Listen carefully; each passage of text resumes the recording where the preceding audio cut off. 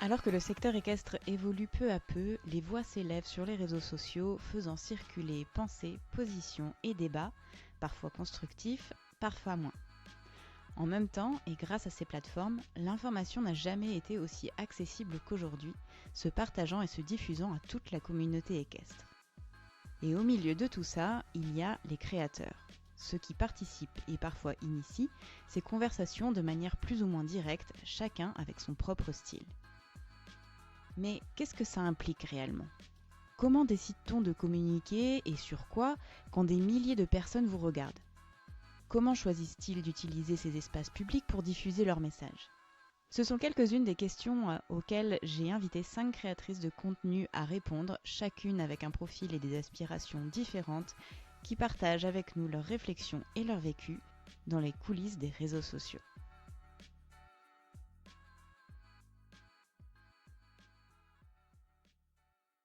Mathilde Labat a commencé à créer du contenu autour de l'équitation quand elle avait à peine 12 ans. Sur YouTube d'abord, cachée derrière sa caméra, puis plus tard sur Instagram, TikTok et aujourd'hui son propre podcast Mentally Stable. Entrepreneuse dans l'âme, elle a entre-temps fait une école de commerce, ouvert son entreprise le jour de ses 18 ans et construit des partenariats avec des marques comme Voltaire ou Longines qui durent depuis plusieurs années. Mathilde fait partie de cette génération qui a grandi avec ses réseaux et aujourd'hui elle jongle entre plusieurs plateformes, chacune avec ses propres codes et ses propres excès. Dans cet épisode, on parle de ce qui a changé depuis ses débuts, de sa manière de choisir avec quelle marque travailler et pourquoi, de la polarisation qu'elle observe entre les communautés selon les plateformes, et de sa conviction que montrer l'exemple vaut mieux que dénoncer. Bienvenue Mathilde dans le podcast de Modern Rider. Je suis très contente de te recevoir pour cette semaine spéciale dédiée aux créateurs digitaux. Toi qui es sur les réseaux depuis déjà quelques années. Ça va être très chouette, je pense, de pouvoir connaître ton expérience et ton évolution. Donc, merci. Merci pour cette invitation, en tout cas. Je suis ravie d'être là aujourd'hui avec la canicule. On essaye de faire comme on peut. Oui, c'est pas la meilleure époque pour, pour enregistrer, mais bon, je te remercie deux fois dans ce sens-là. Pour les personnes qui ne te connaissent pas encore ou peut-être pas trop, est-ce que tu voudrais bien te présenter de la manière dont tu le souhaites et puis expliquer un petit peu qu'est-ce qui t'a amené à développer ta présence sur les réseaux et entreprendre tout ce que tu fais autour des chevaux aujourd'hui? Alors, je m'appelle Mathilde. Oui, bien sûr, je vais me présenter. Je m'appelle Mathilde, j'ai 24 ans. Je suis basée pour l'instant à Paris. Je suis française, évidemment. Et quoique j'aurais bien aimé le faire en espagnol, le podcast, mais j'ai pas encore les compétences pour. J'ai 3 chevaux, enfin 2 chevaux et un poney. Poney qui s'appelle Sligo et c'est avec lui que j'ai commencé sur les réseaux en 2013-2014, donc ça commence à faire un petit bout de temps. À la base, je viens de YouTube, donc j'ai commencé avec des vidéos de mes entraînements, des interviews en événements et peu à peu j'ai commencé à montrer mon visage, mais c'est vrai que il y a 15 ans, 13-15 ans, c'était pas encore trop enfin, ça commençait à être la mode, ça commençait à être un métier, les réseaux sociaux, mais moi, étant au collège, je voulais pas m'afficher avec ma tête sur YouTube. Donc, c'est pour ça que j'ai commencé vraiment par du reportage et par des séances à cheval pour pas montrer mon identité de trop près. Et ensuite, Instagram est arrivé quelques années après et depuis le Covid, j'ai commencé TikTok également. Donc, aujourd'hui, je suis présente sur ces 3 plateformes. J'ai aussi un podcast qui s'appelle Mentally Stable, qui est en français pour l'instant, mais qui sera peut-être en anglais Ok, d'ici peu. Et je suis en train d'ouvrir mon agence de marketing en Floride. Donc voilà, plein de petites choses différentes. Ça gravite autour des chevaux, ça gravite autour du sport de haut niveau, avec du saut d'obstacle, du dressage, et j'essaye aussi de jeter un coup d'œil aux autres disciplines. Et puis du partage des chevaux, c'est le principal. En tout cas, tout touche à ça à la fin de la journée. oui, oui, oui. Et qu'est-ce qui t'a motivé? Parce que, enfin, alors, j'imagine que c'est très différent aussi quand tu commences aussi jeune. Qu'est-ce qui t'a motivé au début et qu'est-ce qui a fait que tu es resté motivé en fait à continuer à publier du contenu au fur et à mesure du temps? En fait, j'ai commencé donc quand on a 12-14 ans, en tout cas moi, ma génération, c'est un peu la génération de YouTube. On a grandi avec Internet, on a toujours eu Internet à portée de main. Moi, dans mon cas, j'avais pas de téléphone portable jusque très tard parce que mes parents voulaient pas que j'ai de téléphone portable pour pas avoir de réseaux sociaux. Ça a pas loupé. Donc tout le collège, j'avais un téléphone uniquement pour partir en balade à cheval toute seule pour genre me géolocaliser et que mes parents puissent avoir ma position sur WhatsApp ou ce genre de choses. Mais donc j'avais pas d'accès direct aux plateformes comme Instagram et c'est pour ça que je suis arrivée sur Instagram plus tard parce que j'avais pas de téléphone mobile pour poster des stories. Et mais dans leur dos, ce que j'ai fait, c'est que j'ai créé une chaîne YouTube parce que je suivais déjà à l'époque les youtubeuses beauté comme Enjoy Phoenix ou Sananas, enfin vraiment les chaînes qui ont été un peu les piliers de l'influence lifestyle et beauté en France. Euh, et et en fait, il n'y avait pas encore quelque chose de similaire qui existait dans l'équitation. Je sais qu'à l'étranger, ça devait être le cas déjà aux États-Unis, peut-être au Royaume-Uni et aux Pays-Bas, mais ne parlant pas anglais à cette époque-là, c'était même pas une question. Enfin, je pouvais pas regarder ces chaînes et j'avais pas du tout accès à ça. Donc, j'ai regardé un peu en France ce qui se faisait. Il y avait quelques filles qui font encore ça aujourd'hui, qui avaient commencé des chaînes, mais à l'époque, elles avaient 5 à 15, 20 000 abonnés, ce qui était énorme dans le monde du cheval. Et en fait, j'ai voulu un peu faire la même chose, m'inspirer des youtubeuses beauté pour transposer ça dans le monde équestre parce que j'ai toujours aimé les chevaux et j'ai toujours aimé la vidéo. Donc en fait, c'était un peu naturel pour moi étant consommatrice de contenu YouTube, de vouloir aussi en créer parce que j'avais ces deux parties-là de ma vie, les chevaux et la vidéo que j'appréciais particulièrement. Et donc, en les mixant ensemble, ça me rendait, enfin, ça me transformait en créatrice de contenu dont j'étais moi-même consommatrice. Donc, ça avait un peu du sens à la fin de la journée. Et j'ai toujours aimé la vidéo de ce côté-là. On a toujours eu une caméra de famille, enfin, un vieux caméscope de vacances. Et c'était toujours moi qui l'avais entre les mains sur toutes les photos. J'ai des archives quand j'ai genre 10 ans en vacances avec mes parents et j'ai le petit truc autour du cou avec la petite caméra et je suis toute la journée en train de faire des vidéos mais de tout et n'importe quoi. Je faisais des diaporamas sur PowerPoint à l'époque, enfin vraiment une époque très lointaine, mais j'ai toujours eu ce côté un peu créa d'édition et de filmer et de prendre des photos. Juste j'avais pas les outils, enfin j'avais la caméra de vacances quoi. J'avais pas des outils plus professionnels que ça. Donc ça a été assez, je dirais, progressif dans la qualité du contenu, puisque au début, j'ai fait avec les outils que j'avais, puis j'ai évolué, j'ai eu un téléphone et après une caméra, mais ça a été graduel et l'inspiration, elle est venue vraiment du contenu que je consommais qui émergeait à peine sur YouTube à l'époque, parce que les années 2010, 2013, bon bah, c'était les débuts, et de mon attrait pour à la fois les chevaux, un peu le voyage aussi, et la vidéo. Même si aujourd'hui, je ne sais toujours pas régler une caméra correctement, je trouve ça assez cool d'avoir ça entre les mains. Et du coup, c'est toujours donc au-delà en fait, donc il y a cette passion aussi pour bah, tout ce qui est audiovisuel, quoi, bah, contenu, création, créativité, enfin tout le côté créatif Ouais. aussi de tout ça, et puis de pouvoir le lier à ta passion équestre. Mais du coup, en grandissant, j'imagine que t'as aussi, ça t'a ouvert, bah, ça t'a ouvert d'autres portes. Qu'est-ce que ça a ouvert aussi chez toi en te disant, ah mais en fait, j'irais bien explorer ça, j'irais bien explorer ça. Moi, je t'ai connu quand tu as commencé à faire des photos avec Sligo dans des endroits insolites. Ça avait dû être donc C'est sur vieux, Instagram ça. que Oh là j'ai là. commencé à, bah ouais, ouais, mais c'est à ce moment-là, en fait, effectivement, où je t'ai connue. C'est peut-être là, je sais pas, où peut-être que tu as vraiment commencé à gagner en visibilité. Est-ce qu'il y a eu justement un moment charnière comme ça, où aussi tu t'es dit, bah, j'en ferais bien aussi mon métier, entre guillemets, parce que tu es quand même, enfin, tu nous le diras, mais j'avais quand même l'impression que tu es multifacette.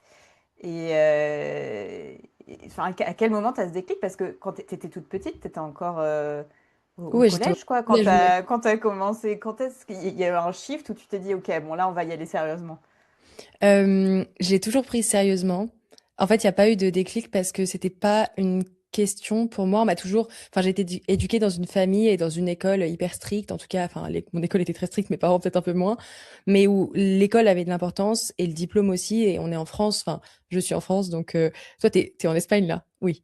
Oui. Donc forcément, je sais pas si c'est différent le système scolaire, mais en Europe, j'ai l'impression que c'est très important d'avoir des diplômes. Ça l'est peut-être moins aux États-Unis et en Amérique du Nord. Mais moi, dans mon éducation, on m'a toujours dit, il faut aller le plus loin possible, il faut faire le plus, puisque qui peut le plus peut le moins. Donc, ça a jamais été une idée d'en faire mon métier à temps plein tant que j'avais pas un bagage scolaire conséquent, on va dire. Mhm. Et j'ai toujours été très bonne élève sans faire grand-chose. Donc, enfin, j'ai toujours voulu faire, enfin, fait le minimum pour avoir le maximum de points. Et je sais pas si c'est un côté flemmard ou un côté d'optimisation, mais en tout cas, si sur mon temps libre, je pouvais faire du montage vidéo et aller monter mon poney, eh ben, je faisais tout le plus vite possible à l'école pour avoir du temps disponible pour travailler, enfin faire de la création de contenu qui à la base était un hobby et je faisais ça parce que ça me plaisait. Aujourd'hui, ça me plaît toujours, mais le déclic vraiment de en faire un métier, il y a pas vraiment eu de déclic, ça a toujours été progressif. En fait, j'ai commencé jeune et j'ai eu mes premiers partenariats, donc je commence vers 14-15 ans, enfin ça devient de plus en plus sérieux et je passe un peu la barre des 10 000 abonnés, on va dire, sur YouTube vers 14-15 ans. Ensuite, j'ai le compte Instagram, ça se professionnalise. J'ai une première collaboration, on m'envoie un colis de produits. Là, je me dis, ah ouais, ça commence à être cool. Je reçois des produits, une première collaboration d'habits. Et ensuite, peu à peu, je me dis, mais mon travail a de la valeur. Je sais pas si c'est le côté business, mais mon travail a de la valeur et les autres se font payer, donc moi aussi. Sauf que j'étais mineure et j'avais pas de société, donc c'était pas possible. Ouais. Et mes parents se disaient, non, mais qu'est-ce qu'elle nous fait celle-là? Enfin, où est-ce qu'elle va aller encore? Et ils m'avaient dit, on attend les 18 ans et à tes 18 ans, on ouvrira ton auto-entreprise. Comme ça, tu pourras faire ce que tu veux et tu pourras facturer. L'année de mes 18 ans arrive, j'ai un an d'avance à l'école, du coup j'étais déjà en première année post-bac, et mon auto-entreprise a été ouverte le jour de mes 18 ans. Donc genre, c'était le 8 janvier 2020 du coup. Et bah, le 9 janvier, je faisais une facture. J'avais travaillé au corps une marque pour, tu vois, bosser directement après. Et en fait, j'ai toujours eu cette envie de bosser avec des marques, d'avoir une rémunération et de pouvoir facturer des marques pour bosser avec, pour financer des projets, non pas parce que c'est la finalité de gagner de l'argent, mais parce que le travail que je produis a de la valeur et que ça me permet de réinjecter derrière et de réinvestir dans des projets cool, dans un vidéographe, dans un monteur, dans des photos. Et en fait, c'est un cercle vertueux qui permet de faire grandir l'entreprise, la visibilité. Enfin, voilà, tu vois de quoi je parle. Donc, c'est pour ça que ça me faisait plaisir. Et puis, ça donne de la valeur aussi à mon travail de voir que des entreprises me font confiance. Donc, en fait, tout a été assez graduel parce que à ce moment-là, j'ouvre mon entreprise. Moi, je suis en première année de prépa. Donc, je vais au moins aller jusqu'à un bac+5. Donc là, je viens de terminer. Donc, bah, le bac+5, je l'ai. Enfin, j'ai terminé l'année dernière, mais j'ai eu mon diplôme cette année, du coup. Et en fait, pendant mes études, j'ai toujours continué de travailler. Et l'auto-entreprise est devenue une société. Là, elle se transforme en une société aux États-Unis que je vais ouvrir normalement l'année prochaine pour passer plus de la moitié de l'année là-bas et déménager progressivement en Floride. Donc en fait, l'activité professionnelle, elle a toujours eu lieu en parallèle de mes études, sauf que même si dans mon emploi du temps, moi, je consacrais, on va dire, 90% de mon temps à mes réseaux et à mon cheval et 10% de mon temps à l'école, dans l'importance des choses vis-à-vis de mes parents, vis-à-vis des études qui m'ont payé et vis-à-vis de la société, bah, fallait quand même obtenir le diplôme et terminer tout. Et une fois que j'aurai mon diplôme, je pourrai faire ce que je veux et ce qui est le cas aujourd'hui. Mais en fait, j'aurais pas eu la maturité à 18 ans de juste faire ça. Parce que enfin, là, j'ai quand même 5 ans de vie en plus. Enfin même plus, des expériences à l'étranger, des échanges, des stages, mais sans ça, j'aurais pas pu. Je dis pas que l'école est indispensable, en tout cas, une école de commerce, ça l'est pas, mais c'est plutôt la maturité que ça apprend à avoir, l'indépendance, l'autonomie. Et bien que je suis quelqu'un de très indépendant et très autonome à la base, c'est 5 années de maturité en plus, enfin 6 années avec l'année de césure, qui permettent du coup de construire un projet. Et aujourd'hui, bah, arriver sur le marché du travail à 23-24 ans, ok, je peux ouvrir ma boîte et j'ai les outils pour m'en sortir qu'à 18 ans, j'aurais peut-être pas Mm. pu négocier, pu signer des contrats, eu le côté juridique, j'aurais dû m'entourer différemment. Mais donc, le côté professionnel est venu hyper progressivement. Et aujourd'hui, c'est mon job à temps plein, mais ça l'est déjà en fait depuis genre 3 ans. Et même, j'ai pas fait de stage de fin d'études, en fait, parce que mon stage de fin d'études, j'ai appelé mon école, je leur ai dit, les gars, je peux pas partir 6 mois, moi. Enfin, sinon, mon activité, elle tourne plus. Et en fait, on peut convertir, quand on est en école de commerce ou même dans d'autres écoles, on peut, quand on a une société, bosser pour soi-même. Donc, c'est ce que j'ai fait. Et ça, je suis très reconnaissante envers mon école de m'avoir laissé quand même de la flexibilité, parce que je sais que c'est pas le cas pour tout le monde. Mais voilà, oulala, je parle beaucoup. Et Non, donc non, ça mais a c'est été très bien, hyper c'est hyper intéressant. hyper progressif. Et tu vois, j'ai toujours su que je voulais bosser là-dedans, mais en même temps, tu vois, il y a un côté hyper éphémère. On sait pas si ça va durer. Les plateformes elles changent. Il y a des nouveaux gens qui arrivent. Les attentes elles changent. T'as aussi le côté où tu vieillis, donc faut rester désirable. Euh, Ça, j'en ai conscience, tu vois. Il faut se dire que là, j'ai 24 ans, mais est-ce qu'à 30 ans, je serais désirable pareil vis-à-vis des marques? Parce que tu incarnes la jeune fille qui monte à cheval, après tu incarnes la maman qui monte à cheval. Entre deux, c'est comment? Enfin, tu vois, tu as tout un questionnement autour de la durabilité du métier aussi qui est à prendre en compte. Qu'on soit homme ou femme, mais en fait, c'est ça, c'est que l'audience doit s'identifier, donc faut que l'audience suive aussi. Et il y a plein de problématiques auxquelles je fais face aujourd'hui. Et c'est pour ça aussi que je travaille dans l'ombre parfois, parce que j'aime bien. et que je suis en train de développer le côté marketing, le podcast, pour avoir d'autres sources de revenus et c'est aussi d'autres activités qui me plaisent à la base. Hmm. Voilà. Oui, bah oui, oui, ça, je pense que ça a aussi la logique des choses et des terrains que tu veux explorer. Après, j'imagine que ton audience, elle a grandi et elle grandit avec toi aussi, Oui, pour complètement. beaucoup. Bah, là, en termes d'audience, moi, j'ai que du jeune adulte, donc c'est ma tranche d'âge. Et alors que quand ouais, j'étais au lycée, collège-lycée, bon, j'avais beaucoup moins de monde, mais les gens étaient quand même plus dans une tranche d'âge 15, 18, 12, 18. Et les gens m'ont suivi, donc c'est assez intéressant parce que je sais à qui m'adresser. Mon ton, mon langage et tout, j'ai pas de trop de enfin, j'ai pas de filtre à mettre. Voilà, enfin, je vais pas évidemment dire des gros mots sur Instagram, mais si j'ai un truc qui m'échappe dans un vlog YouTube, c'est pas dérangeant parce que je m'adresse pas à des publics d'enfants de 5 à 10 ans, quoi. Donc, je peux Mm, m'adresser comme à mes copines. Et en même temps, j'ai une certaine maturité dans mon public qui me permet d'aborder des sujets plus matures, plus intéressants, plus techniques, comme des reportages, des interviews, qui seraient pas forcément le contenu recherché et visionné par des enfants, tu vois. Donc c'est ça qui est assez mm, cool, c'est que bah, je peux évoluer avec mon audience et en touchant des adultes, en fait, je peux m'épanouir assez bien dans mon contenu parce que je peux produire, on va dire, tout ce que je veux si ça me plaît et si je le consomme moi en tant que consommatrice d'influenceurs et moi qui visionne du contenu YouTube, par exemple, ça peut plaire. Donc mm. c'est ça qui est assez cool, c'est que je peux être assez libre sur le côté créa. Ouais, ouais, bien sûr.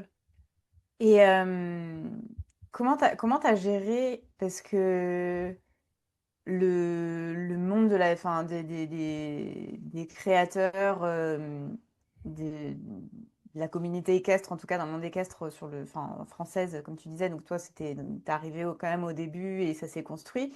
Mais j'imagine qu'il y a aussi bah, toute une t'as dû voir évoluer tout ça et tu continues à le voir évoluer, les différents créateurs, etc. Et même ton rapport avec les réseaux, mais ton rapport aussi avec les marques avec lesquelles tu collabores. J'imagine que c'est très différent aussi au début, enfin à tes débuts, quand tu as commencé tes collaborations, à ce que ça peut être aujourd'hui. Toi, tu as vu une différence aujourd'hui de l'importance que les créateurs peuvent avoir, en tout cas de leurs images auprès des marques. Et toi, ta relation avec les marques, enfin, comment tu la définirais?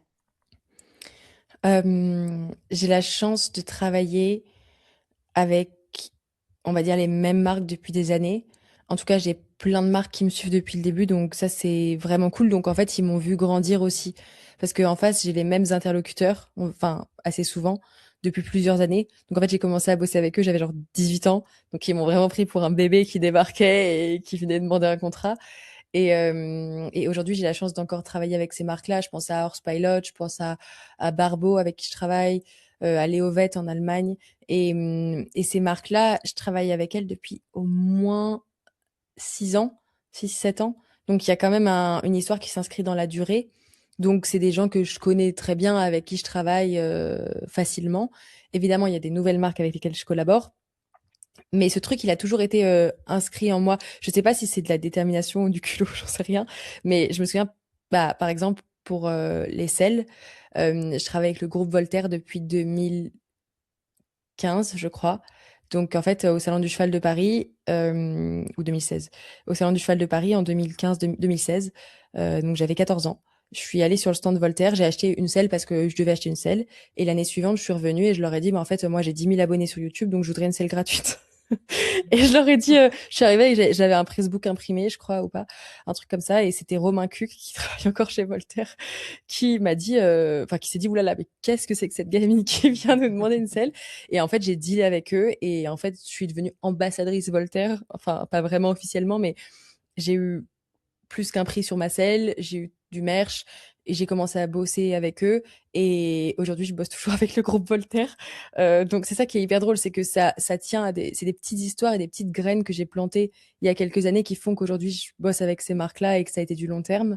Et du coup, comme je te disais, il y a des nouvelles marques évidemment qui émergent aujourd'hui, mais la relation, elle est professionnelle mais c'est un petit milieu. Je pense que c'est comme ça dans toutes les industries, mais l'industrie équestre, tout le monde se connaît, on voit les mêmes gens tous les week-ends sur les concours. En dressage, n'en parlons pas, tout le monde, enfin, c'est les mêmes Mm. jours partout, tout le temps. En jumping, c'est pareil, que ce soit, enfin, tu vas un week-end à Wellington, tu reviens au Dutch Masters, après au Saut Hermès, tu descends, j'en sais rien, à la Baule et après tu vas à Run, c'est les mêmes gens que tu vas voir genre, tous les week-ends. Donc, que ce soit les commerciaux, les community managers, les photographes, les journalistes, les cavaliers, les grooms. Donc, il y a vraiment dans tout l'écosystème et donc dans les relations commerciales, une question de confiance et de relation long terme qui s'inscrit vraiment dans la durée pour tous.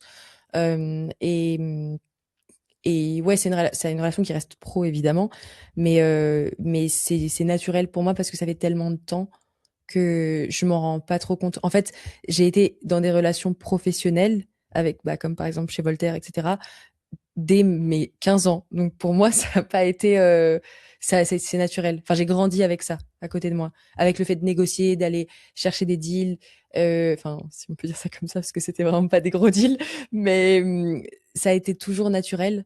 Donc aujourd'hui ayant grandi avec ça depuis mes 14 15 ans, j'ai toujours su faire évidemment j'évolue et je progresse dans l'aspect de la négociation, dans plein d'aspects du business, mais dès le début, ça a été assez naturel depuis mon adolescence. Mm. L'enjeu des influenceurs, en tout cas, je l'ai vu évoluer depuis cette époque-là jusqu'à aujourd'hui, parce que il y a du coup 10 ans, c'était pas encore un métier, le fait d'être créateur de contenu équestre, en tout cas pas en France. Et on était perçus un peu comme des outsiders, des gens un peu bizarres, enfin, par les marques, surtout que bah, j'étais hyper jeune, donc forcément, ça rajoutait un truc. Qu'est-ce qu'elle vient faire la gamine sur notre stand pour nous demander une collab? Mais aujourd'hui, vraiment devenu un atout indispensable pour une marque de travailler avec un influenceur. Et si il y a 10 ans, la stratégie, elle passait uniquement par l'événementiel et le cavalier pro, aujourd'hui, elle passe en grande partie par l'influence. Et les Mm. marques, on le voit parce que les budgets évoluent, les briefs évoluent, et ils font appel à des agences de marketing, des agences diverses et variées, et on le ressent vraiment dans la manière de travailler avec les marques. Donc ça se professionnalise des deux côtés, mais pour moi, en tout cas, l'aspect du business est hyper naturel. Mm. Et qu'est-ce qui importe pour toi au moment de travailler avec une marque? Parce que j'imagine que tu dois aussi sous-peser enfin, tes décisions, donc au-delà de ce qui peut être une bonne opportunité pour toi. Mais est-ce que je me dis, est-ce qu'à un moment donné, tu peux pas tomber dans le truc, ok, je vais vivre de ça, donc il faut que je signe des contrats. Mais en même temps, je pense qu'il faut contrebalancer aussi bah, par rapport à ce que tu proposes à ton audience. Mais aussi, si tu veux, parce que j'ai l'impression que tu travailles, enfin, ce que tu dis sur du long terme aussi, qu'est-ce qui détermine tes choix de dire cette marque m'inspire, enfin, j'ai envie de bosser avec eux. En fait, j'ai un truc. Alors, j'ai plusieurs points pour ta réponse. Déjà, le listing de marques avec lesquelles j'ai envie de travailler, je l'ai toujours eu en tête. C'est-à-dire que il y a des marques avec lesquelles ça a été du plus court terme, évidemment, quand ça s'est plus ou moins bien passé, ou quand nos états d'esprit s'alignaient plus forcément. Mais à la base, pour travailler dès le début avec une marque, ce qui m'importe, c'est vraiment le relationnel avec la marque et bon, la qualité du produit et tout. J'irai pas travailler avec une marque enfin, dont je suis pas cliente, en gros. Mm. Faut que je sois convaincue du produit avant d'y aller, parce que sinon, je vais mal te le vendre. Donc, ça ne sert à rien.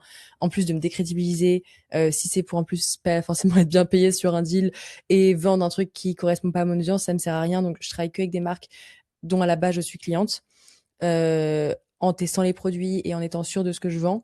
Et ce qui m'importe vraiment, c'est le relationnel avec la marque parce que enfin, j'ai pas envie de me prendre la tête et de travailler avec des gens avec qui ça va pas côté philosophie, côté façon de bosser, enfin voilà, j'aime bien quand les visions s'alignent, quand on a les mêmes ambitions de contenu, quand on me laisse aussi à cette créativité et de liberté créative. C'est-à-dire que là, sur toutes les campagnes que j'ai, quasiment toutes, j'ai toujours carte blanche. C'est pas moi qui me le demande, c'est les marques qui ont soit pas de brief parce qu'elles sont peut-être pas assez organisées, elles ont pas le temps, soit elles voient comment je travaille et elles me disent bon bah tu sais comment faire, tu te débrouilles, ok, pas de problème. Et généralement, c'est très souvent le cas. J'ai pas de brief avec des hashtags précis, j'ai pas de brief avec des tags et tout, je sais faire. Évidemment, c'est validé avant que ça sorte, donc ils ont le temps de Mm. dire oui ou non et de changer. Mais 90% du temps, c'est comme ça. Et en fait, je suis hyper flexible et ils savent que je gère parce que j'ai une équipe de production avec qui je travaille et je suis pas toute seule à gérer. Et après, dans tous les cas, j'ai toujours été persuadée, enfin ça c'est un truc, c'est peut-être bizarre à dire comme ça, mais je suis auto-persuadée que j'aurais ce deal avec cette marque-là. Je sais que si c'est pas maintenant, je l'aurais. Et en fait, c'est un peu le truc d'être, enfin, il faut un peu de persuasion et essayer d'y aller. Et si la porte est fermée, passer par la fenêtre. Mais dans tous les cas, sur toutes les marques, enfin, c'est comme Voltaire quand j'y suis allée et que j'avais 14 ans, toutes les autres collaborations que j'ai aujourd'hui, 95%, non, peut-être pas 95, mais 90%, 85, c'est moi qui suis allée les chercher. Et ça a peut-être pas marché dès le début, mais ça marche long terme. Là, par exemple, on produit une série pour Longines qui sort en réel Instagram. Donc là, il y en a déjà 2 qui sont sortis. Donc quand l'épisode du podcast sortira, il y en aura 3 qui seront sortis, je pense. Et ça sort sur mon compte en cross-share avec Longines. Bah, Longines, ça fait depuis 2000. J'ai bossé avec eux en 2022 et mis à part ça, j'avais une bonne relation avec la marque, mais j'avais pas de vrai OP. Et j'arrêtais pas de toquer à la porte et de dire les gars, j'ai des bonnes idées, les gars, j'ai des bonnes idées. Et ça finit par payer. Et ça finit par me faire un super deal dans l'année avec enfin de la super créativité, hyper une grande flexibilité de leur côté pour le côté créatif, de bosser avec des équipes qui sont géniales sur un produit que j'adore, avec des athlètes de haut niveau. Et ça, par exemple, des projets comme ça, moi, c'est ce qui m'anime le plus au quotidien. Et, et c'est pour ça que je fais ce métier aussi, c'est pour avoir le côté un peu presse, un peu journaliste, aller à la rencontre des gens et produire du contenu haut de gamme, de haute qualité, et pas juste faire 3 stories pour un placement de trucs faits en Chine, quoi. En gros, ça, c'est pas le Oui, but. Donc, par c'est pour ça exemple. que les marques, même Longines, c'est du long terme. J'avais déjà bossé avec eux il y a quelques années. On entretenait une relation assez proche. Et ça, comme pour plein d'autres marques. Donc, c'est du long terme, même si les campagnes vont et viennent selon les objectifs de chaque marque, selon les années, les budgets, les événements. Quand il y a des championnats d'Europe ou des JO, bah, ça change. Mais sur toutes les marques, je préfère du long terme parce que ça a du sens et je bosse que avec des gens que j'aime bien. Parce que j'ai pas, ouais, je peux choisir avec qui je travaille, donc autant pas trop se casser la tête, quoi. Hmm. Et comment, parce que du coup, là, c'est ce que je disais au début, quoi. Enfin, les réseaux, c'est aussi un miroir aussi de tout ce qui se passe bah, au-delà. Est-ce que tu as vu les conversations, les comportements, le type d'engagement, les publics évoluer sur tes différentes plateformes et dans quel sens? Euh, je trouve que le public est vraiment différent sur chaque plateforme. Sur Instagram, en tout cas de mon point de vue, Instagram et Facebook sont les audiences les plus... Instagram et oulala, pas du tout. YouTube sont les audiences les plus saines. Facebook est beaucoup plus virulent et beaucoup plus hargneux parce qu'on n'a pas du tout la même cible et la même tranche d'âge. Moi, je partage avec Meta, donc tout ce qui est sur Insta va sur Facebook. Mais sur Facebook, ça peut être trash un petit peu dans les commentaires. Donc, je regarde pas trop parce que c'est souvent des personnes plus âgées qui n'ont que ça à faire. Les haters sont sur Facebook, en gros. Et ça se transpose pas mal sur TikTok parce que c'est l'audience plus jeune, mais qui a une liberté de parole peut-être un peu trop grande parfois. Et en fait, sur TikTok, les gens ont un compte, mais ont pas de photo. Enfin, c'est toujours des comptes sans photo de profil et sans nom, hein, qui commentent des horreurs. Alors que sur Instagram, les gens vont plus débattre de manière, on va dire, constructive quand c'est possible. C'est pas toujours le cas. Mais ça, c'est un truc que j'ai vu évoluer parce que sur TikTok, c'était peut-être plus bienveillant au début. Et depuis quelques années, ça devient plus virulent. Ok. Pour quelles raisons, j'en sais rien. Mais il y a toutes les questions de bien-être animal, évidemment, les questions de réglementation FEI. Enfin, tout ça, ça suscite beaucoup de questionnements, beaucoup d'engouement parfois de la part des gens. L'équipement que les cavaliers mettent. Et en fait, on peut débattre et le faire dans la bienveillance et dans le respect. Sauf qu'il y a des personnes, enfin les haters du coup, on peut pas débattre. Enfin, en fait, on n'aura jamais raison. Et, et moi, j'entends, hein, j'entends tous les avis. Il n'y a pas de problème. Enfin, voilà, aucun souci. Mais c'est des gens, on peut pas exposer un avis parce que dans tous les cas, on aura tort. Et peu importe ce qu'on va faire, on aura tort. C'est-à-dire que enfin, là, j'ai pas d'exemple précis en tête de cas concrets, mais peu importe ce qu'on va faire, on sera en tort. Si je monte mon cheval en filet simple, on va me dire que de toute façon j'ai un mort. Si j'ai un noseband, ce sera le noseband le problème. Si j'ai des éperons, ce sera les éperons le problème. Si après je monte et que j'ai pas de selle, on va me dire que ça lui abîme le dos. Mais si la selle, elle sera mal ajustée. Et si voilà, il y aura toujours quelque chose et le stick, même s'il touche pas le cheval, ça le torture et puis le jour où je vais le monter en cordellette, je vais mal l'utiliser. Donc et puis s'il est au pré, bah, il sera malheureux parce que le pré est pas assez grand ou alors, là maintenant, c'est parce que ma jument est trop grosse donc je m'en occupe pas bien. Il y aura toujours quelque chose qui est, négatif et en fait, tant qu'on est en accord avec ses valeurs, en tout cas que moi je suis en accord avec les miennes et que je fais au mieux pour mes chevaux et que j'en suis consciente, c'est le principal et il faut pas trop écouter ces audiences-là et sur Instagram, je trouve qu'elles sont encore assez saines parce qu'on arrive à échanger avec les gens et à pas être dans un débat permanent qui est hyper néfaste, et je pense que TikTok a peut-être à apprendre de ça. Mais aussi, c'est peut-être une question de filtre parce que la plateforme étant chinoise et les modalités sont pas les mêmes, donc il y a pas du tout de filtre. Enfin, moi, en tout cas, j'ai pas forcément de filtre dans mes commentaires. Donc, tout ressort aussi. Et les gens se sentent peut-être plus libres. Mais je trouve que ça évolue quand même de plus en plus vers le bien-être animal, mais à peut-être vers un extrême trop grand de personnes pas forcément bien informées, qui ont, tu as vu un résultat d'études, par exemple, sur le comportement social, enfin, ouais, le comportement du cheval au pré en troupeau, qui ont juste lu le résultat, ils ont pas lu, hein, parce que personne n'a lu les 70 pages de l'étude. Une étude qui a été faite, tu vois, sur un sample de genre 40 chevaux. Donc l'étude, enfin, on peut la faire demain nous aussi. Et c'est pas une critique, c'est juste qu'il n'y a pas assez d'études pour montrer plein de choses. Et souvent, ils s'entrecroisent pas. Enfin, les études entre elles, ils vont prendre juste celle qui leur convient et sans vérifier une source, sans vérifier quoi que ce soit. Et donc en fait, le débat va servir à rien parce que on tourne en rond. Et je pense que on a à apprendre de ces études-là. Il faudrait en faire plus et apprendre de différentes pratiques, qu'on vienne de l'équitation classique, qu'on vienne du travail à pied, qu'on vienne de l'équitation de travail. Mais peu importe ce qu'on pratique, il y a des choses qui sont bonnes à apprendre un petit peu partout en allant vers le bien-être du cheval. Sauf que les réseaux ont encore à apprendre parce que les réseaux, c'est le reflet de la vraie vie, mais c'est un peu les extrêmes en fait. Il y Mmh. a, enfin, les gens sont en sens très vite, te descendent très vite aussi, donc c'est un peu flou.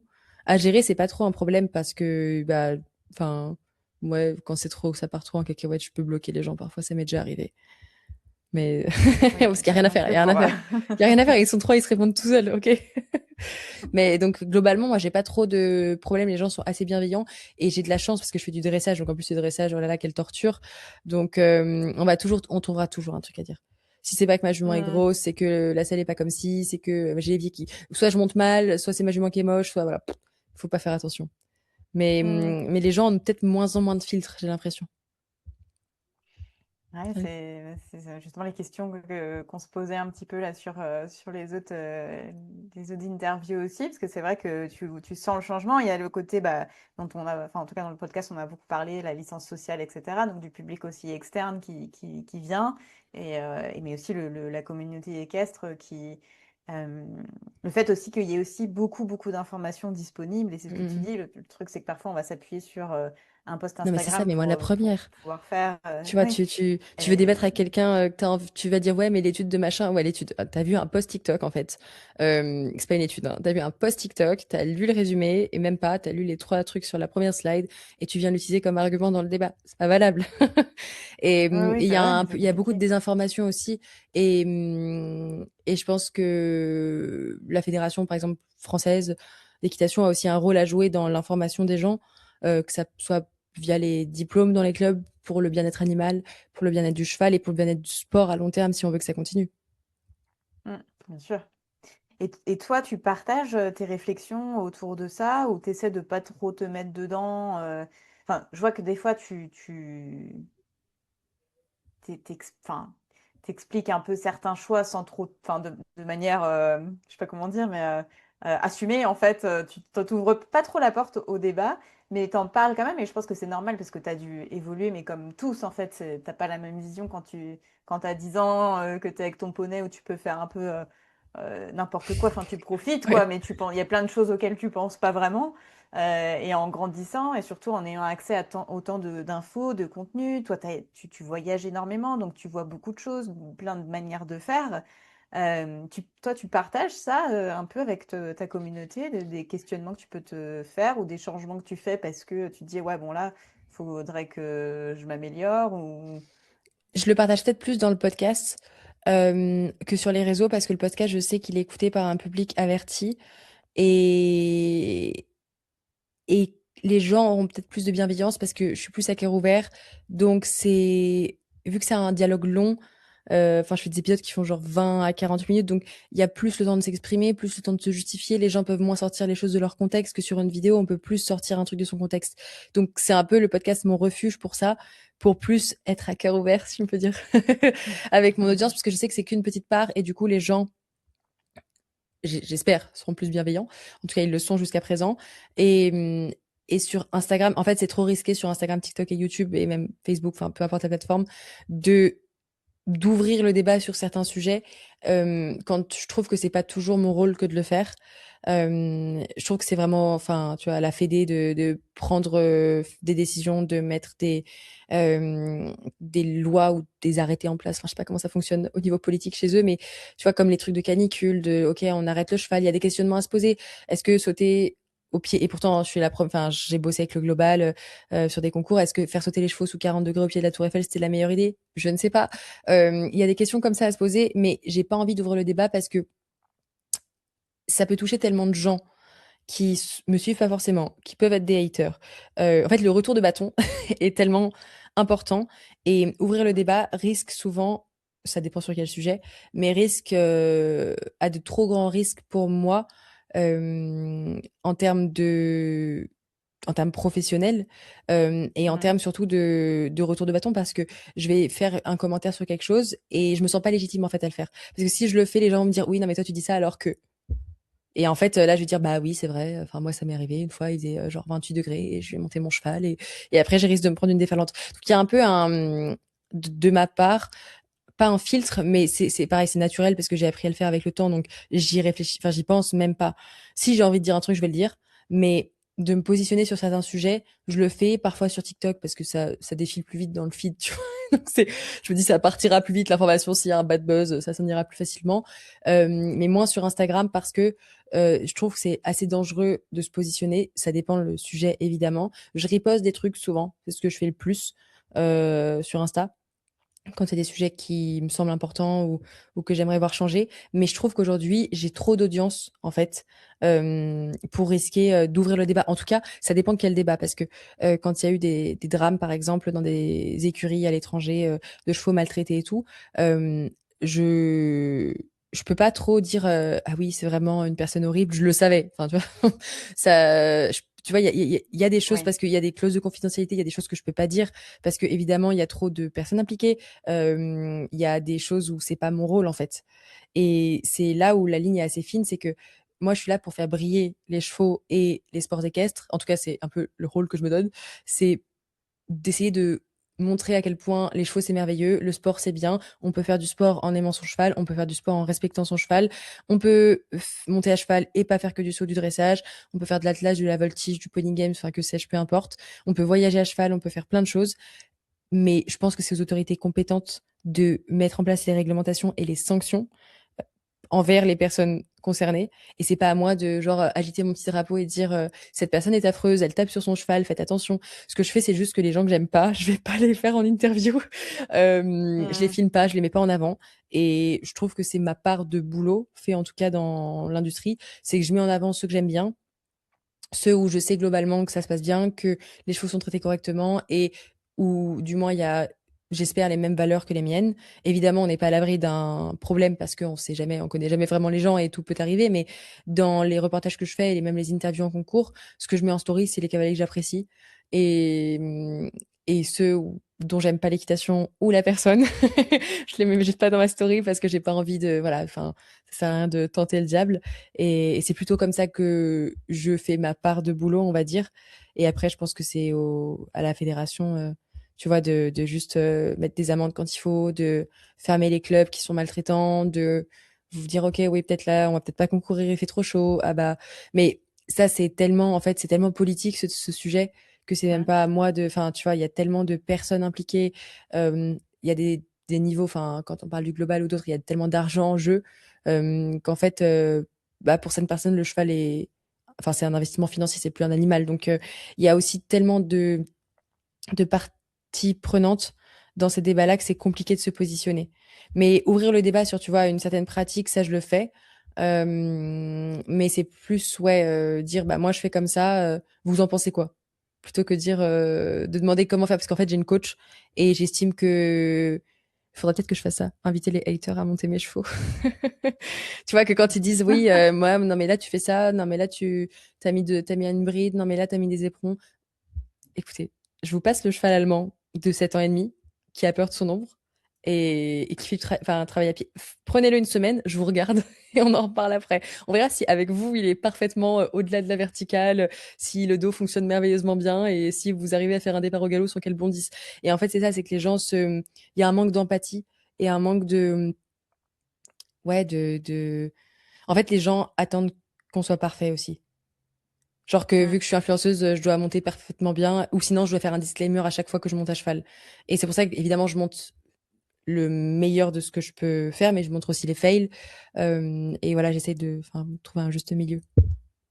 Ouais, ouais. Mais c'est pas Mais facile, je hein. pense que ouais, c'est ce que j'allais dire. Ça a l'air quand même hyper difficile parce que les attentes, en fait, aussi sont très différentes. Et tu vois qu'il y en a dans le milieu équestre et dans d'autres milieux où il y a une attente c'est ce que tu disais, hein, c'est un peu politique, de politisation. Ça se dit Ouais, ça? complètement. Des influenceurs, des créateurs de contenu qui doivent élever leur voix quand quelque chose ne va pas. Et d'autres, tu as regardé dans les commentaires qui vont dire non mais toi reste dans ta ligne et ça nous intéresse pas de savoir ce que tu penses Mm, sur mm. X ou Y. Nous on est là pour se divertir, point. Et Mais il y a j'imagine ça que aussi aussi, toi, tu te poses tu des vois. questions, tu fais ok bon qu'est-ce que je fais quoi? Non, et puis aussi c'est ça, c'est que les gens sont pas là forcément pour. Enfin, ils sont là pour du positif.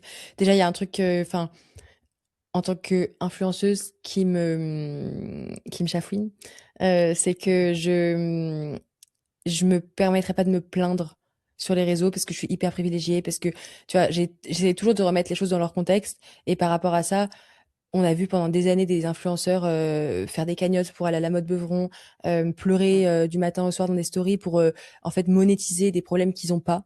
Tu vois, genre mon cheval est malade, mais genre il est malade tous les jours de la semaine. Moi, ça m'insupporte. Si c'est pour ouvrir Instagram pour voir les gens se plaindre, ça me saoule. En fait, je suis pas là pour ça. Même en tant que consommatrice, enfin, quel intérêt de suivre quelqu'un qui passe sa vie à se plaindre et se plaindre et oh là là, c'était mieux avant et oh mon pauvre petit poney. Stop. Chacun ses problèmes. Oui, il faut les partager, mais il y a un ton à donner. Et en tout cas, moi, dans ma façon de communiquer, même si je me plains beaucoup à mon mec, je me plains pas sur Instagram. Le pauvre, il se prend tout. Parce que les gens sont pas là pour ça, en fait. Les gens sont pas là pour entendre Mathilde, qui en plus est propriétaire de 3 chevaux, alors qu'il y en a la moitié qui rêvent déjà d'en avoir un. euh, Se plaindre de bah oh ma jument on n'a pas bien performé ce week-end oh, et puis j'ai le genou pété je peux pas monter à cheval, c'est bon, il y a des problèmes plus graves dans la vie, il faut remettre les choses à leur place, tu vois, je trouve. Et même dans la façon de communiquer de manière générale, pas être dans un truc de négativité. Et donc pour moi ça implique ne pas être négatif, euh, enfin pas véhiculer de négativité, donc pas me plaindre. Enfin j'ai jamais fait une story, tu vois, en pleurant en disant oh, ça va pas du tout. Je trouve ça, enfin ça me mettrait hyper mal à l'aise de faire ça. C'est peut-être un truc lié à mon éducation, j'en sais rien, mais en tout cas je pourrais pas me permettre de d'imposer ça aux gens qui ont rien demandé, qui ouvrent leur story, tu vois, en allant bosser à 7 heures le matin ou 6h30 ou que sais-je, sous 40 degrés et qui vont voir Mathilde se plaindre alors qu'elle fait du télétravail. Non, c'est pas possible, stop. Et au-delà de ça, du coup, le négatif pour moi, c'est pas possible de partager des infos négatives sur soit descendre des gens publiquement parce que bah déjà c'est de la diffamation donc tu peux pas faire ça, tu vois. Et Mhm. enfin légalement je sais pas le droit.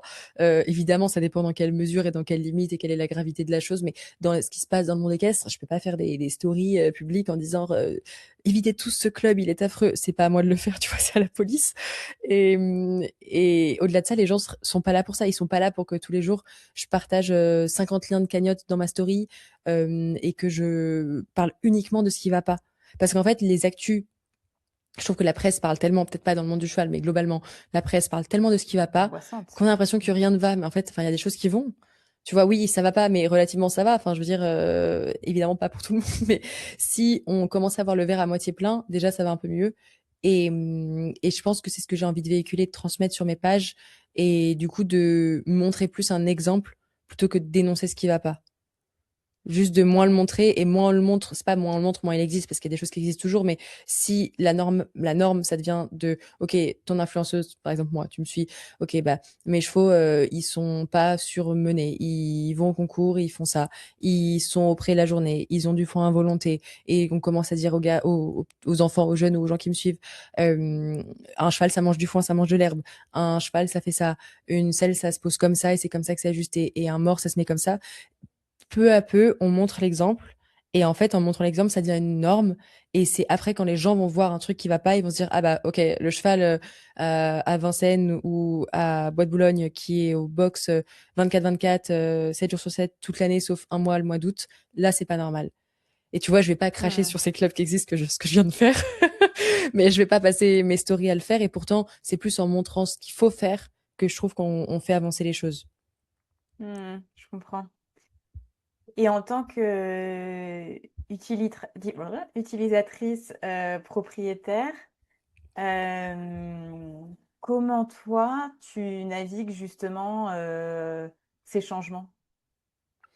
En regardant, utilisatrice des réseaux et donc propriétaire des chevaux, si on te sort de ton activité de créatrice, comment tu navigues ces changements? Comment tu consommes justement les réseaux sociaux pour bah, t'accompagner dans ton enfin, développement et qu'est-ce qu'on va dire? Je les consomme, bah, quand même beaucoup. Ça, c'est malheureux, mais en fait, je scrolle hyper souvent parce que je devrais pas. Mais je suis l'influenceuse qui veut anti-influencer les gens des réseaux. Mais non, je scrolle beaucoup trop et il y a des jours où j'essaie de me couper un peu pour justement ralentir. Dans mon contenu, je consomme pas que de l'équestre. En tout cas, l'algorithme, ça l'a bien compris, surtout sur TikTok par exemple, parce que bah là, vu que je consomme, tu sais, je like trois French Bulldog et deux chatons et ça y est, j'ai plus que ça pendant 6 mois. Donc sur TikTok, j'ai un peu de tout. Et par contre, sur Instagram et YouTube, surtout YouTube, je vais consommer du contenu plus éducatif, pas forcément lié au cheval, mais à plein d'aspects, soit de photos, vidéos, business, marketing, plein de choses. Donc forcément aussi lié au cheval, du reportage en anglais, en français. Et je vois que il y a de plus en plus de choses qui existent. Donc ça, c'est assez intéressant en tant que consommateur, de choses gratuites et faciles à consommer. Après, j'ai pas mal, enfin, je lis, oui, un petit peu, je lis pas assez, mais j'ai pas mal d'ouvrages, tu vois, sur tout ce qui est le comportement équin, ce genre de choses que j'ai chez moi, que j'ai déjà lu ou que j'ai feuilleté et où j'ai, tu vois, essayé de récupérer un max d'infos. Donc le papier aussi me sert, mais sur les réseaux, ouais, c'est vrai que bah avec, là je parle comme une vieille, mais à l'époque, il n'y avait pas de vidéos sur Instagram, il n'y avait pas de shorts sur YouTube, il n'y avait pas de, tu vois, il n'y avait pas tout ça, il y avait juste Musical.ly qui est arrivé et en fait on consommait avec beaucoup plus d'attention ce qu'on regardait parce que là je suis incapable de dire ce que j'ai scrollé aujourd'hui et c'est ça qui est dommage.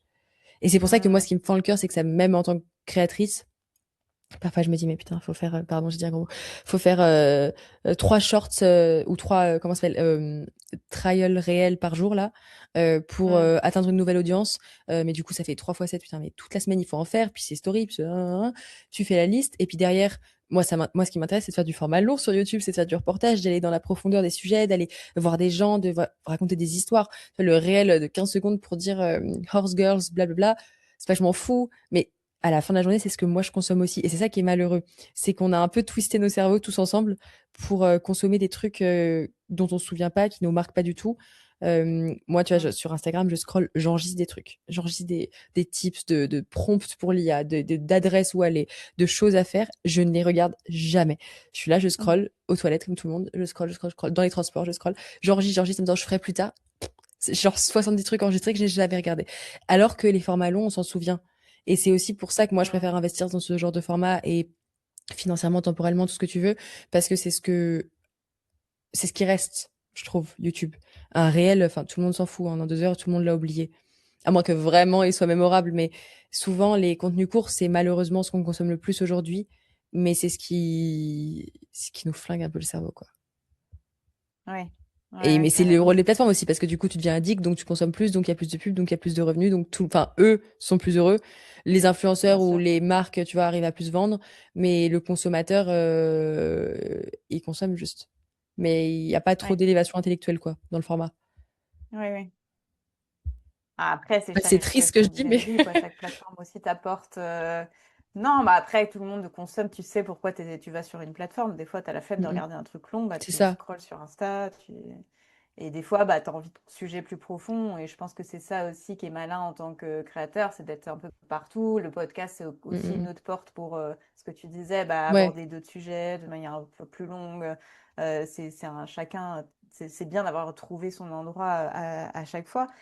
Et dans les expériences, les reportages que tu as pu faire, que tu as publiés sur ta page YouTube, est-ce qu'il y a eu euh, des expériences qui ont marqué ton parcours équestre? ouais. Il y en a plein, mais Qu'est-ce c'est que toi de tu as choisir. fait? Ouais, ouais. La première qui me vient en tête, c'est en 2024. On est à Wellington et je suis aux États-Unis et je suis avec Guillaume avec qui je bosse. On était tous les deux là-bas une semaine à Wellington en vacances. Et, et en fait, sur la reconnaissance, enfin, je DM Richard Vogel.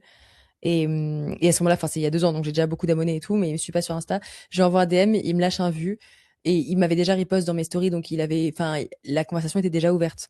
Donc je vois qu'il voit, mais qu'il répond pas. Le samedi soir au Grand Prix, je le croise à la reconnaissance, je l'interpelle, je lui dis, eh, oh, tu m'as pas répondu sur Instagram. Il me dit oui, oui. En fait, j'avais déjà interviewé quelques mois auparavant, donc on avait déjà parlé ensemble.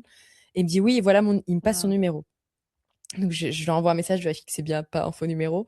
Et je lui explique le concept de vidéo qu'on veut faire, qui est un reportage avec une séance à cheval. Ça, c'est samedi soir. Et à partir du dimanche, on avait plein de trucs à faire et un planning, enfin du lundi plutôt, on avait un planning hyper chargé, plein de trucs à faire. Et le dimanche matin, je reçois un message pour me dire, ouais, bah c'est possible en fait, il faut voir parce que j'ai peut-être un cheval pour toi, mais c'est pas sûr et tout. Donc toute la journée du dimanche, on est comme ça avec Guillaume, on sait pas si on va tourner une vidéo, qu'est-ce qui va se passer. Et en fait, à 15h, il me dit, bah en fait, mon cheval est boiteux, mon cheval perso est boiteux. En tout cas, il est pas droit, donc je ne fais pas les épreuves aujourd'hui. Tu peux venir genre dans 10 minutes à la maison en PLS. On débarque chez lui, j'avais une tenue d'équitation, pas d'airbag, pas d'assurance, enfin genre la FFE, tu vois, mais pas une assurance de dingue pour aller monter à cheval, pas d'airbag Hmm. surtout. Il m'a mis sur un entier qui sortait en 3 4 étoiles, c'est dans une carrière, en plus c'était une carrière en sable avec Spring Garden à côté, et en fait ce qui délimite les deux, c'est genre des petites barrières qui font peut-être 80 centimètres de haut, tu vois, sur ces dates déco. Moi, le truc, j'arrivais pas à le faire tourner. Il passait le dos sur les obstacles. J'étais en PLS. Enfin, vraiment, je m'accrochais à ma vie. Surtout qu'en plus, tu montes avec Richard Vogel. Donc, t'as intérêt, Hmm, genre, à oui. essayer de monter correctement. Et il faisait que se foutre de moi pendant toute la vidéo. Et on faisait des barres au sol et on a fait des, tu vois, il met 2 barres et il me dit, il faut mettre 5 foulées. Maintenant, tu mets 6. Maintenant, tu mets 7. Moi, je sais pas faire ça. Je fais du dressage. Donc, je fais jamais de barres au sol. Horrible. Une catastrophe. On a fait ça pendant genre 35 40 minutes. Après, on saute.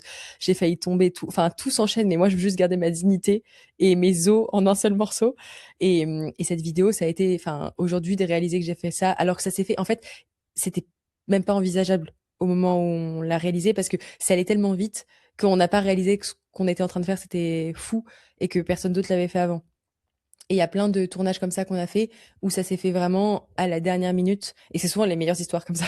C'est toujours à la dernière minute, Hmm. on s'y attendait à moitié. J'ai eu un numéro de téléphone sur un coup de tête d'une négociation avec un tel ou un tel, tu vois, à 3 heures du matin, à la boîte du concours. Et en fait, le lendemain, on tourne un truc de fou. Donc ça, c'était vraiment exceptionnel parce que je m'attendais pas à pouvoir prendre un cours avec un cavalier de ce niveau-là qui reste hyper simple et hyper abordable. Et c'était juste après sa victoire de Genève, du coup. Donc c'était quand même, il avait déjà une grosse montée en puissance à ce niveau-là, à ce moment-là, pardon. Et après, comme autre expérience de folie, j'essaie de réfléchir. Si je suis montée sur le cheval de Larissa Pauluis en Belgique l'année dernière en septembre, octobre, je sais plus quand est-ce qu'on a sorti ça. Mais je vais chez Larissa et pareil, du coup, je l'appelle. Enfin, je la connais bien et je lui dis bon bah Larissa, il faut que tu me trouves un cheval parce qu'en fait, je devais venir avec ma jument et je pouvais plus l'emmener pour le tournage parce que mon concept à chaque fois, c'est vraiment interview plus genre je monte un de leurs chevaux. Souvent, ils me passent le cheval de leur femme ou de leurs enfants, un cheval hyper facile qui coûte pas très, enfin beaucoup moins cher que les leurs. Hmm, hmm. Et pour faire mais même une détente, moi je m'en fous. On fait 3 barres au sol, 3 cônes, enfin ce que vous voulez. Juste, faut que ça dure 15-20 minutes et que ce soit un peu visuel pour que les gens puissent s'identifier à mes erreurs, mais avec les conseils d'un cavalier pro. Et c'est ma condition. Genre, si je peux pas monter un cheval, c'est pas que je viens pas, mais c'est qu'il y a beaucoup moins d'intérêt dans le deal. Donc, quand c'est en Bien sûr. France, je peux essayer d'amener le mien. Et chez Larissa, moi, j'étais basée en Île-de-France et en fait, c'était trop compliqué d'amener mon cheval. Je pouvais pas, donc je l'appelle la semaine d'avant. Je dis, voilà, et ça, faut que tu me trouves un cheval et tout. Elle me dit, je vais pas pouvoir, ça va être hyper compliqué. J'ai, bon, bah, Guillaume, bah, c'est pas, enfin, avec qui je travaille, mon caméraman, je lui explique, on dit qu'on va trouver une solution, on va faire un challenge, faut qu'on ait une partie pratique en fait à la vidéo parce que sinon ça n'a pas de sens. Et en fait, voir les cavaliers monter et donner leurs conseils, on s'identifie pas vraiment parce que ça reste Sûr. du conseil de cavalier 5 étoiles et on n'est pas cavalier 5 étoiles. Donc on est sur la route, enfin on réfléchit. Et Larissa m'avait dit la veille, prends quand même tes bottes et ton casque, on va faire quelque chose. Et moi je m'étais dit, bah on va sans doute, enfin faire un challenge, tu vois, ou un truc où elle va me trouver un cheval. Et j'arrive et juste avant le tournage, on prend un café. Et elle me dit, ouais, tu vas monter Flambeau, donc son cheval des JO de Paris, et exceptionnel. Et donc elle le détend. Je monte dessus, on fait piaf passage, mais incroyable, mais incroyable. J'avais déjà piaffé et tout avec d'autres chevaux, mais exceptionnel. Et ça, enfin, je suis comme une gamine, tu vois, quand il se passe des trucs comme ça. Et puis, enfin, Larissa, je la connais, donc pareil, c'était plus naturel. Mais chez Richard, j'essayais de garder une tête sérieuse, tu vois, parce qu'il faut rester sérieux, c'est professionnel le tournage. Mais je rentre, je mets 2 semaines à réaliser ce qui vient de se passer. Parce que, tu vois, je suis montée sur un cheval qui a sauté la globale de Mexico et de Miami et moi, je suis là, je fais, enfin, je Ouais, lui ai c'est pas dit fou. avant de venir que je fais pas d'obstacle, hein. Moi, je lui ai juste dit, genre, j'ai un petit niveau à l'obstacle. Ils s'attendent à voir Pénélope monter et moi, je suis là, je vois pas les foulées. Donc, à chaque fois, en fait, il faut juste y croire plus fort et dire, au pire, c'est pas grave, c'est la honte et ça fera rire les gens et au pire, une bonne chute, ça fera des vues, tu vois, c'est le pire qui puisse arriver. Hmm. Euh, mais ça a vraiment été 2 expériences exceptionnelles parce que les deux devaient pas se faire et j'étais pas trop au courant. Et à la fin, la vidéo et le rendu sont fous, quoi. Trop bien. Donc, non. Après, il y en a plein d'autres, hein, de reportages ou de voyages comme ça qui ont été fous. Mais je dirais que c'est ces deux-là qui ont été le plus marquants. Hmm. Trop chouette. On arrive déjà à la fin, on a un peu dépassé le temps d'ailleurs. J'ai juste une dernière petite question pour conclure cet entretien. Comment tu aimerais voir évoluer les réseaux sociaux et les différents types de contenus équestres dans les prochaines années à venir? Je voudrais plus de bienveillance dans les commentaires, plus de d'audience aussi pour les sports équestres. Si on pouvait Mm. faire rayonner un peu plus le sport, le haut niveau et les différentes disciplines qui existent, parce que il y a pas que le saut dans la vie. Et surtout en France où on fait quasiment que ça. Mais je pense que Mm. voilà, il y a vraiment d'autres disciplines à mettre en avant.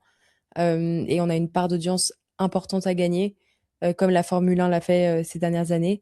Je pense qu'il y a des choses qui sont en train de bouger en ce moment. Il y a quand même pas mal de deals qui sont en train de se mettre en place avec des plateformes et tout. Donc, j'espère que les sports équestres auront pris une plus grande part dans la vie d'un non-équitant, si on peut dire ça comme ça. Et donc, cette audience qui monte pas à cheval se sera convertie en audience réseaux sociaux et que le cheval aura une plus grande importance dans la vie des gens et notamment sur les réseaux. Trop bien. Bah, merci beaucoup Mathilde, hyper hyper intéressant. Je pense qu'on aurait pu continuer comme ça Ouais, longtemps, en tout cas de mon côté. merci à toi. On aura peut-être une partie 2. Qui sait? Et bah écoute, plein de bonnes choses pour tes projets plus ou moins récents, ceux qui sont prêts à être lancés, enfin pour tout ce qui vient et ouais, continue comme ça. Merci beaucoup. Merci à toi.